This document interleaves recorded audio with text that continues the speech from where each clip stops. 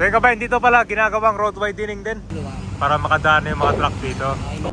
Dito yung kanya, papasukan naman, no? Full blast na ang construction ng Tagaytay Flyover.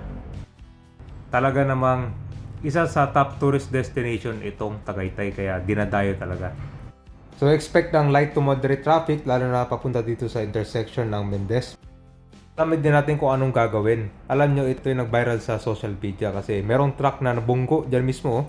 Ang marami nagsasabi na mababa daw yung elevation nitong poste. Pero dito kasi may ginagawa na mas makakadaan yung sakyan or mga truck.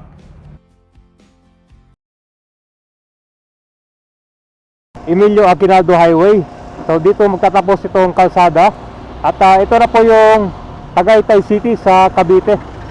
Pupunta tayo ngayon dito malapit sa Mendez para mag-update tayo ng Tagaytay Flyover. Mahigit mga 5 minutes simula doon sa Emilio Aguinaldo Highway ay narating na natin itong Tagaytay Mendez. So dito pala ay traffic dahil sa ginagawang project. Ito kasi papunta ko na to kabayan sa Nasugbu, papuntang Laurel, yan sa ako na to, Batangas. Yan, napakaraming mga kon dito. Sasakyan dumadaan, no?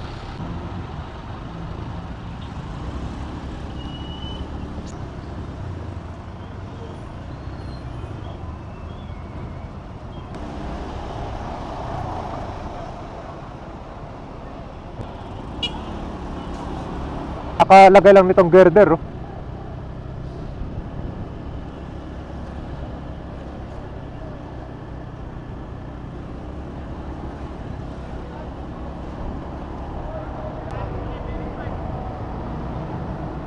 Yun, taas.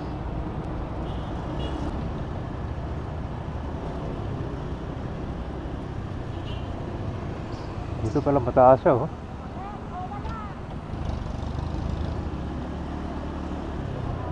Nandito na tayo sa Tagaytay Nasugbu Highway. So ngayon kabayan, merong mga ongoing construction na works dito sa ginagawang flyover. Kung mapapansin mo dito kabayan, may kinalatag silang girder malapit sa Kanto Save More. Mga dadaan dito sa Tagaytay Corner Mendez, expect ng light to moderate traffic. Katulad nito mga heavy equipment sila nakalatag ngayon.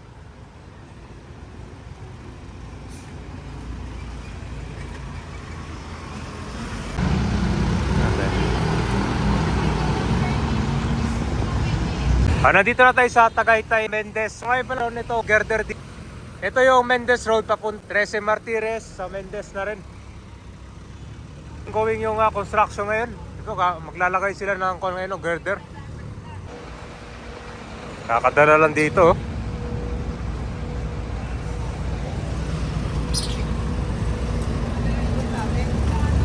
Di ba meron yung truck na nabunggo dito? Dito mismo. Yan, malapit sa 7-Eleven.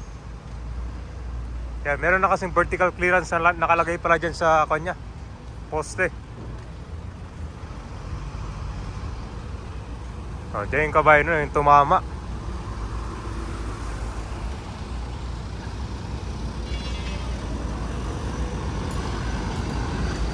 Dito magsisimula, dito malapit sa mga kabayan, no?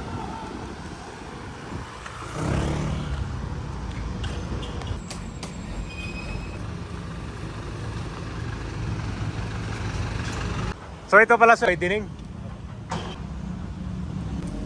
So yung kabayan, dito pala ginagawang road widening din. Tapos ito sir, inayos yung drainage. So dito magsisimula yung kabayan yung pasukan niya. Malapit sa ako na to eh, Mercury Drug.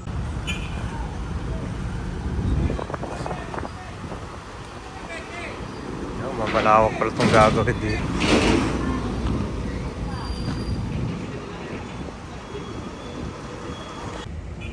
Tapos gagawin ko dito sa road widening. Road widening. Mababa siguro, hindi napansin. Hindi kasi so kung dadaan yung truck dito, hindi na siya makalabas, di ba? Dito kasi naman sa rito eh. Dito. So gagawing road widening na. Para maluwag. So kami itong ayusin dito, tulad ng mga poste, no? Oo, lilipat yan. Pati itong mga wiring, no? Oo, wiring. Parang spaghetti na nga eh. Hindi, parang wala na to sir, spider web na to eh. So kon pala sir, parang naman talaga ng paraan to. Kasi hindi ka ba, marami din mga truck dumadaan dyan, no? Sa mga natarang natin yun, gagawin road widening dito. Mas maraming makadaan dito na yung mga malalaking truck.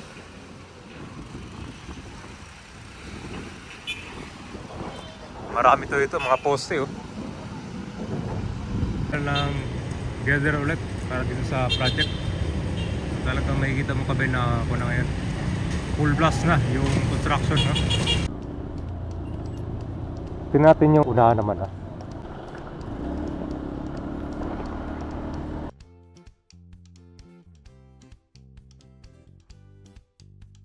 Pala itong flyover. Dito yung kanya papasukan naman, no?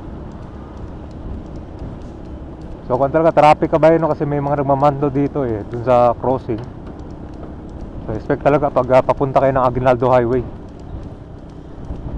Lalo na yung mga pabalik ko ng Manila.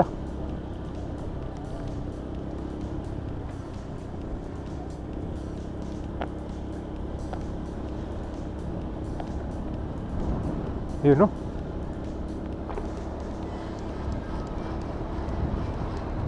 Grabe ka ba yun, no?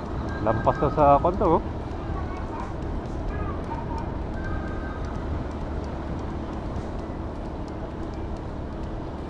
Yun ang mga ano to, lampas na dun sa may flyover mismo. Ganyang ka-traffic dito.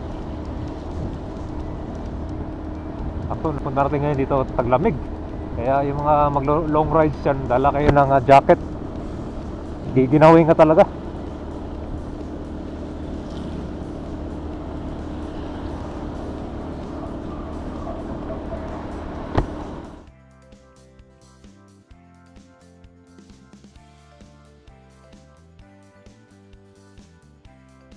Ano sa tingin nyo pag natapos itong Tagaytay flyover, mababawasan ba yung traffic?